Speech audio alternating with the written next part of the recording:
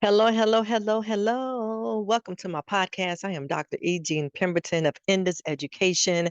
Thank you so much for watching, for tuning in. Before I get started, please make sure that you like this video, share this video with someone who you know will benefit by watching this video, and then please subscribe to my channel, whether you are listening to me on Spotify, YouTube, or whatever your platform is to listen to this podcast, so that you can receive notifications on videos that I will drop often, right, on my channel. Now, typically, when you are watching my video, I am encouraging you about getting a GED. I'm encouraging you to go and earn your master's degree. I am providing you tips on finishing, getting to the finish line of your doctoral degree.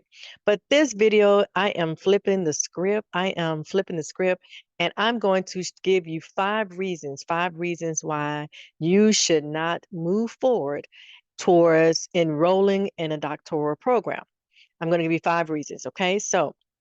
And the reason why I want to do this is because recently I have been in the company of um, friends, colleagues who have talked about, wanting to enroll into a doctoral program, asking questions about if it's going to be a good fit for them.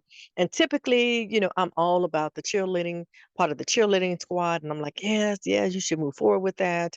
But I began to start thinking about why getting a doctoral degree isn't necessary, and I just thought about my experiences. Yes, I have earned my doctoral degree. Yes, I have several degrees, but at the end of the day, I am going to tell you or talk to you about some reasons why you should not go forward towards earning a doctoral degree. Okay, so let's just get it started right now.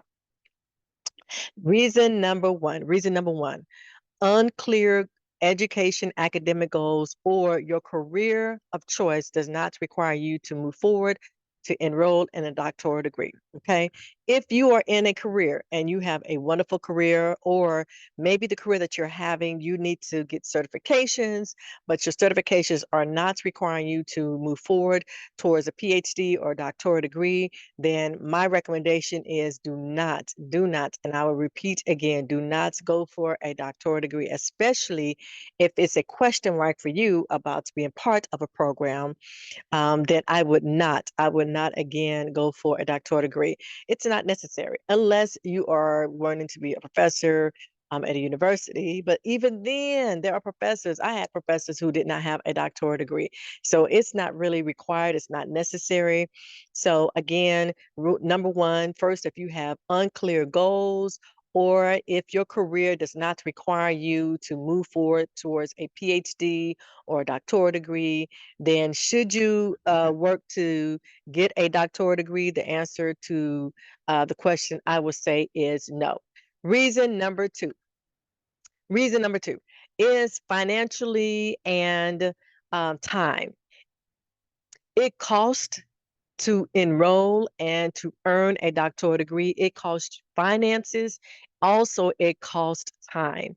If you do not have the time, if you don't have the dime, then no, you should not. And I will repeat, you should not move forward with enrolling in a doctoral program. For me, okay, so when I first enrolled in this last program, I had the resources in place. I was really good and savvy looking up scholarships and fellowships. I did that with a lot of my other degrees, but with this last one, so much happened in my life, my personal life, my professional life. COVID happened in the middle, and I just became lethargic. I even want to say lazy when it came to doing my own research. And so the financial situation that I had when I first started this degree was not the same when I ended and finally earned this degree last year in 2024.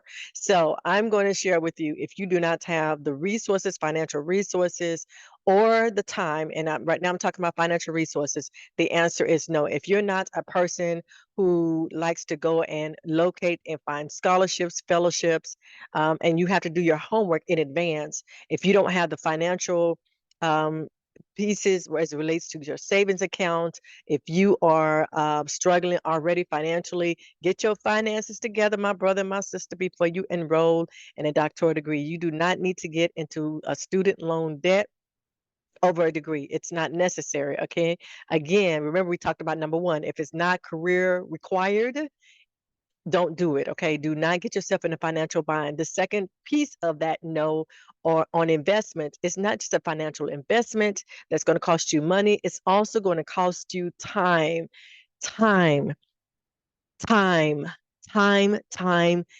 Yes, a lot of time. You have to read, write, research, interpret, read, write, research, interpret what you research. It is a lot of work. So please, if you don't have the time to invest, and typically for a doctoral degree, on an average, you're going to at least need to dedicate between 3 to 4 days. And I'm doing it on the low end, okay? Because it really depends on what your stage is for your degree. But typically, you're going to need to dedicate at least 3 to 4 days, maybe about 4 to 5 hours a day for you to be able to move forward successfully towards getting to the finished line, okay? So if you do not have the time to invest, say for instance, if you're an entrepreneur and your business is busy, do not enroll in a doctoral program. Okay. If you are a person who have children and your children are in school, they're in after school activities, they're an athlete, they're in sports, they're in all types of activities. I'm not saying you can't balance it. I'm just going to let you know it is a challenge and a stretch. Number three, and let me tell you this is a strong one. It is an emotional strain on earning a doctoral degree if you're really going to earn it. There is a lot of emotions involved. You're going to sometimes have professors that are not going to see eye to eye.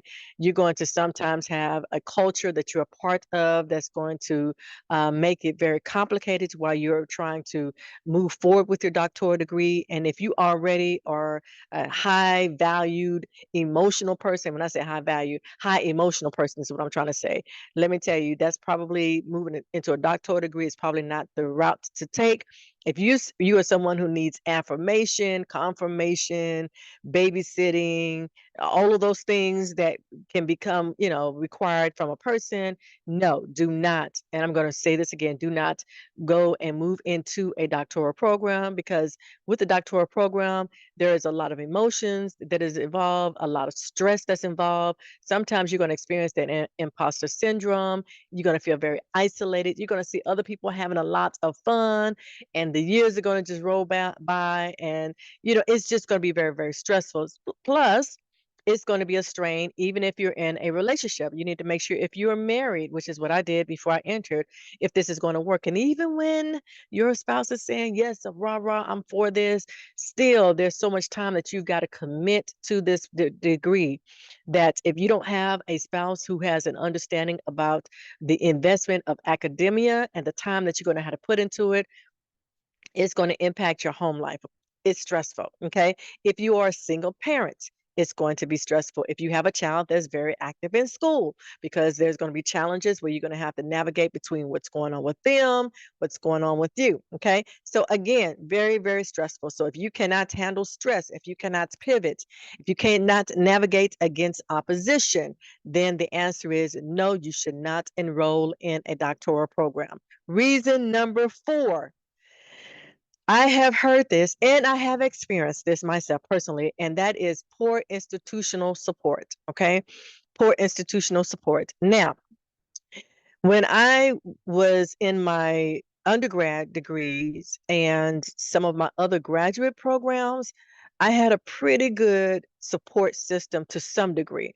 One of my professors was kind of a jerk, but anyway, but overall, I had a pretty good support when it came to the institution. This most recent degree that I enrolled in and finished, this most recent doctoral degree, was very, very challenging, and for a lot of different reasons. One, there was an administrator who was not a fan of me. As a matter of fact, she did a lot of things that was questionable towards me as a scholar. And so it was very, very stressful and challenging, especially because she worked in the department. So she made it very challenging, even to the point of not accepting my chair, who was a full-time faculty person on staff that taught the courses, but she wanted me to choose somebody different. And so she vetoed that. I don't know how she got the power to veto, being that she was just an admin. But, it was just a lot going on at the time. Well, the department chair at the time stepped away because they were sick. And so she was stepping in, just making some academic decisions that was not in her area of expertise. So anyway, it was just a lot going on regarding that. So my institutional support was not there. She didn't like me. I don't know, don't even care.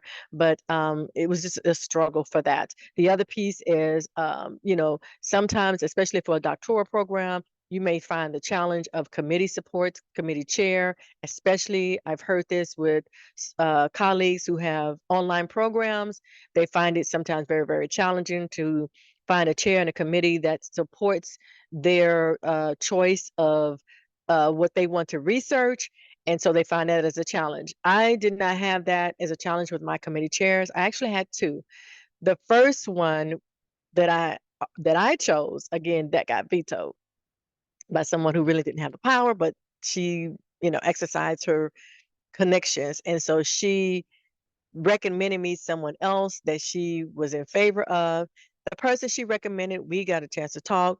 That person she recommended was actually a pretty good person, and she and I bonded really, really well, and so we had a really close relationship. As a matter of fact, we had a close relationship, and then I had other committee members on my committee as well. One that was a part-time faculty person, and another who was at another university.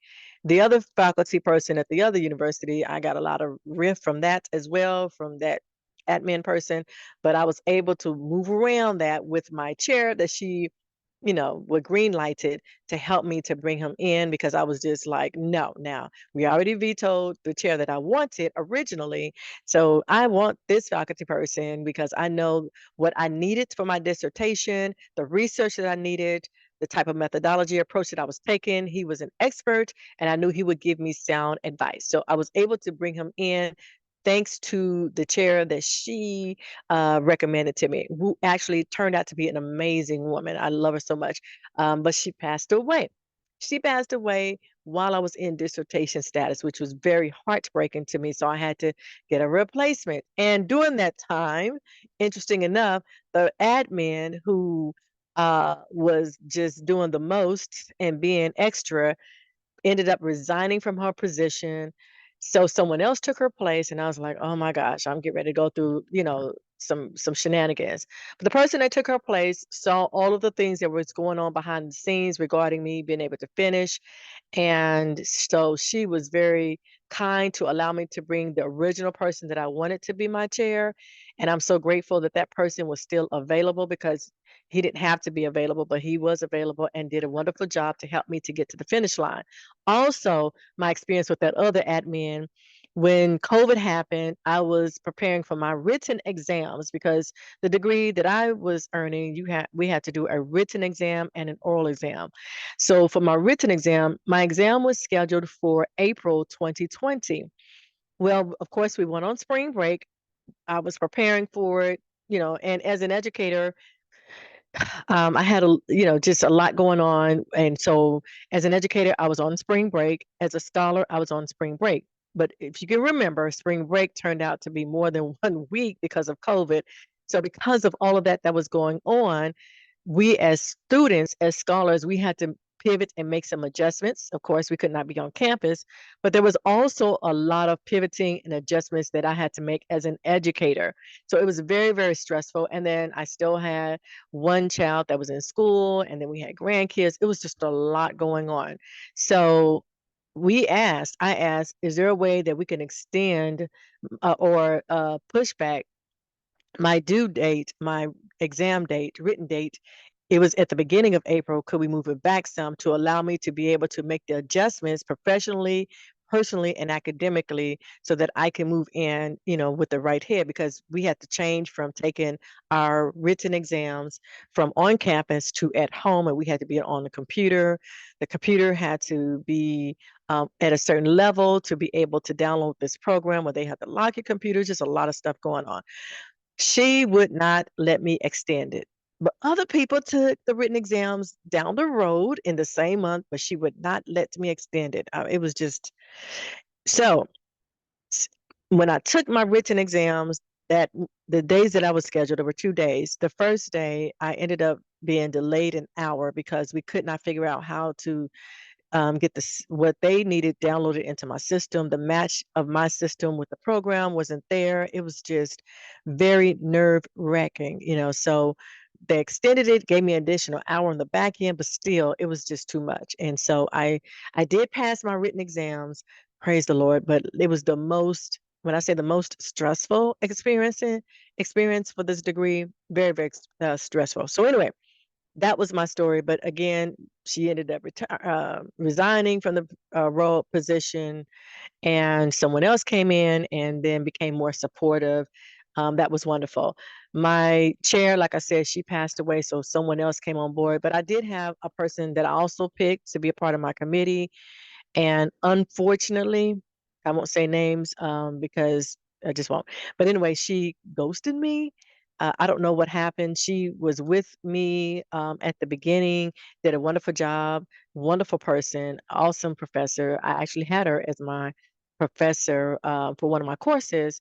But for whatever reason, she ended up not continuing to be as part of my committee. She actually just never called. She never said, "Hey, I need to step away. I have other things going on." She just stopped responding to me, returning my calls. I'm sure she probably shared with my chair her decision, but she never talked to me about it. Very, very disappointing. That's another example of the lack of support. And so I just, again, that's what happened. So that was a lesson for me that whenever someone asks me to do something to support them in a doctoral program, I'm definitely not going to be that kind of person that ghosts. If I don't have the time, I'm just going to say I don't have the time. If I start something, I'm going to do my best to try to finish it. But if all hell breaks loose, I'm just going to let that person know, hey, it's a lot going on at this time. I'm not going to be able to continue, but then I'm going to help them to find someone because I had to get a third reader, which was very, very challenging. But again, the person who took over the department, she was very resourceful, very helpful. So anyway, but it was stressful. So that was number four. Number four, poor institutional support. I have heard horror stories similar to mine or different, but still challenging from other colleagues at other universities, whether it was a traditional university or an online. So again, if you are that person where you get shooken and you are quick to quit, or go off on people, because you can't do that because you still need to get to the finish line. So if you don't have the personality to, step back and breathe and count to 10 and just pray, okay, again, then do not go for a doctoral program, okay? Because that's the challenge. The number five, golden reason, number five, is people go to get a PhD or doctoral degree because they want to teach at a university and get to a place of tenure. All right. So you can research this. I'm sure people have talked about their experiences on trying to become tenure. Tenure is professor is a very competitive spot. It just does not happen overnight. To actually become a professor at a university is challenging. I even hear people ask me, how do I at least become a professor at a community college? It is basically who you know. First you have to have the credentials, so I'm not going to waive that. But after you have your credentials, it's politicking. It's who you know. And if you are paying attention, this is 2025. In June, I'm recording this. You hear what's going on now with a lot of the traditional universities, some of the challenges that they're experiencing from Washington, D.C. So let me just tell you, it is not easy out here. This is one of the most competitive markets when it comes to becoming a professor at a university. I have been blessed to teach at community college, which is now a four-year college, GED prep. But again, I was blessed to know someone who needed someone to teach GED prep. And because of them, I was able to get on board. It is not easy. But now, of course, I had to have the credentials, the requirements, all of those things are important. I didn't have to have a PhD, so that's not why I went towards for my PhD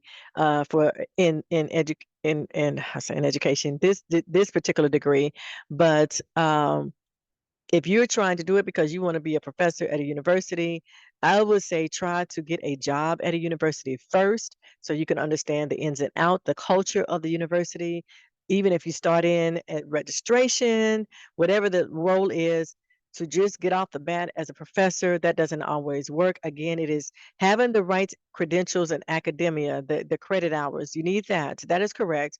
But also, you have to, it's who you know. The other piece about becoming a professor is you have to be a reader, a writer, right? And you have to write journals. Those things are required as a tenure professor. You have to write books, journals. I thank God for my professor at Prairie View who encouraged me and invested in me to push me to write journal articles and join different platforms like ResearchGate, academia, to post journals, because I wasn't exposed to any of that with my other programs.